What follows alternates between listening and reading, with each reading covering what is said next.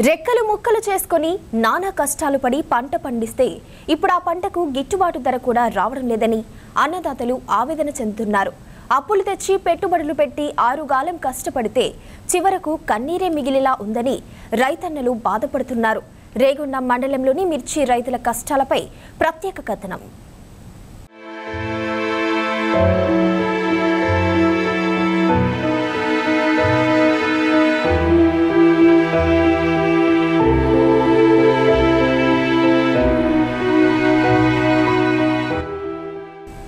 మిర్చి పంట ఇప్పుడు రైతన్నల కంటి నుండి కన్నీరు కారేలా చేస్తుంది.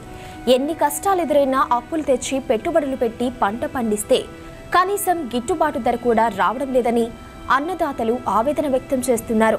పంట ఏరడానికి కూలీలకు పెట్టిన డబ్బులు కూడా రావడం లేదని రైతులు ఆందోళన చెందుతున్నారు.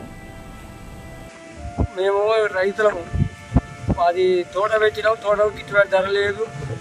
అసలు ముందుతరం పెట్టుబడి కానీ పుసబొగ్గు అమ్ముకొని తెచ్చి పెట్టినాము. మాకు ధరలు లేవు. మేము ఎట్లా బతకాలి? మాకు అయిన ధర పెట్టాలి. మా కూలీలకు 400, 500 అయితే ఈ కూలీలకు కూడా అయ్యట్లేదు. మా పంట కూలీలకు కూడా సరిపోతలేదు. రైతు పండించిన మిర్చి పంటకు గిట్టుబాటు ధర రావడం లేదని రైతులు పేర్కొన్నారు. వాతావరణ మార్పులకు, తెగుళ్లకు ఈసారి మిర్చి పంట సరిగ్గా పండలేదని, పండిన పంటను అమ్ముదామంటే గిట్టుబాటు ధర లేదన్నారు. ఎన్ని కష్టాలు పడ్డా రైతులను ఆదుకునేవారు లేరని రైతులు ఆగ్రహం వ్యక్తం చేశారు. రాజస్థాన్ మా తిరుమలగిరి గ్రామం. ఈ పెట్టుబడి ఎక్కువ అయిపోతుంది. మిర్చికి 3 ఎకరాలంతా పెట్టినాం. 4 లక్షల పెట్టుబడి అయింది. రేట్ లేదు, ఏం లేదు. ఈ కాయకు కూళ్ళు 400 కూళ్ళు అవుతాయి. ఏమత్తాయి, ఏం మిగులుతాయి? ఎట్లా చేసుడు? ఇట్లా ఎందుకు చేస్తాను రైతులు? ఇట్లా మోసం ఎందుకు చేస్తాను? ధర పెట్టాలి, చేయాలి కానీ మేము పెద్ద పెద్ద మందులు కొడతాం. 4000 మందులు తెచ్చి కొడితే 4 రోజులకు ఒక రోజు కొట్టుడేనే మందులు. ఎంత ఇబ్బందికరం అవుతుంది. ఎన్నో ఆశలతో పంట పండిస్తే తమ ఆశలు అడి ఆశలయ్యాయని రైతులు చెప్తున్నారు.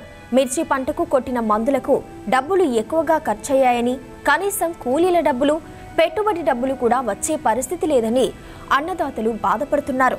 ప్రభుత్వం మిర్చి పంటకు కనీసం మద్దతు ధర ఇచ్చి ఆదుకోవాలని రైతులు కోరుకుంటున్నారు.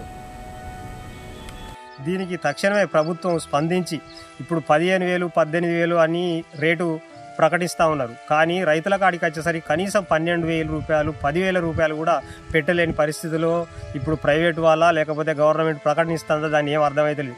రైతులు అసలు ఘోరంగా ఇబ్బందులు పడడం జరుగుతూ ఉన్నది. దీనికి వెంటనే స్పందించి ప్రభుత్వం వాళ్ళు క్వింటల్కు ఒక 20,000 రూపాయల కంటే తగ్గించకుండా రేటు పెంచి వెంటనే రైతులను ఆదుకోవాలని ప్రభుత్వానికి విజ్ఞప్తి చేస్తూ ఉన్నాం. అది ఒక్కటే కాకుండా ఇమీడియట్లీ ఉన్న వాపది పోయిన సంవత్సరం నుంచి రేటు పెరుగుతుంది కావచ్చు అని ఆశతోని ఆ కోల్డ్ స్టోర్లో వేసుకున్న రైతుల పరిస్థితి అధ్వాన స్థితిలో ఉన్నది. పోయిన సంవత్సరం పండిన పంట కోల్డ్ స్టోర్లోనే ఉన్నది.